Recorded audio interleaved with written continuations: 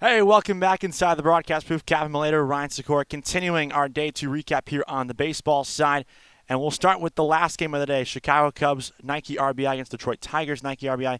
Ryan, that was just a weird game in general. So many injuries. There was an issue with the timing of the game, a lot of one-run innings. Have you seen a game with just kind of that much drama and just kind of mysteriousness and mystique going with it? At this level, no. It was kind of crazy. The injuries, the drama, the fans were electric, but also a little bit too much at times, I'm going to be honest with you.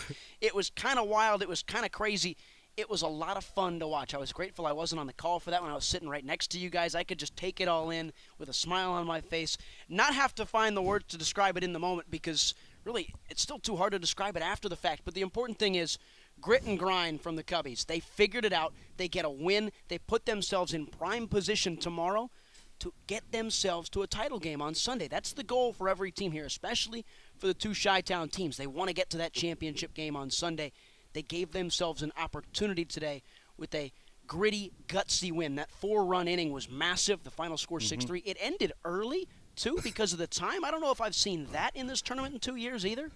No, we haven't. But you talk about that they're back into the thick of it here. However, one thing stands away. It's a second 2-0 team, that being the Cincinnati Reds Nike RBI side, who, Ryan, I think we both agree was probably the most complete team we saw today. Today, certainly. We've talked about it all day, right? White Sox ace right up there at the top. We talked about Minnesota 2-0, surprisingly. But nobody looks more equipped to go deep in this right now than Cincinnati, who were so close a year ago. And guess what? They're back, retooled, new guys, same stuff. They were slow starters this morning, the 8:30 game.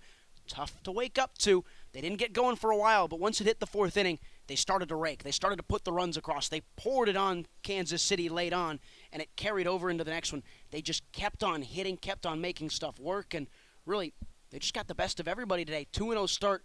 They looked really good 1 through 5. Their staff looks really complete. You wonder how many arms they used today and how that carries over into tomorrow.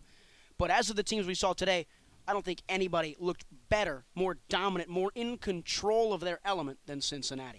6 games on the docket for tomorrow here at Curtis Granderson. We'll also get our first look at that Cleveland team. They were victorious today over that Detroit team that we just saw close out the game. What are you most looking forward to as we head into Saturday? I mean, I'm going to take a nap tonight. That's the thing I'm most looking forward to. But tomorrow, the big one for me, I want to see more White Sox ace. I want to see that team come alive. We think they're the best team in this competition.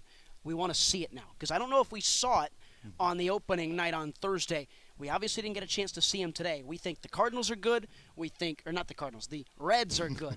And we think the Cubs are good. You can see how tired I am with that right there. So I want to see the White Sox ace team. I want to see if they show up. I want to see how good they are. All right, well, day 2 is done. We're going to go to bed. We'll talk to you early tomorrow morning, 8:30 a.m. Central, first pitch of our first game tomorrow. That'll be the first of 6 for us here on the WCSN Family Networks. Good night from Curtis Granderson.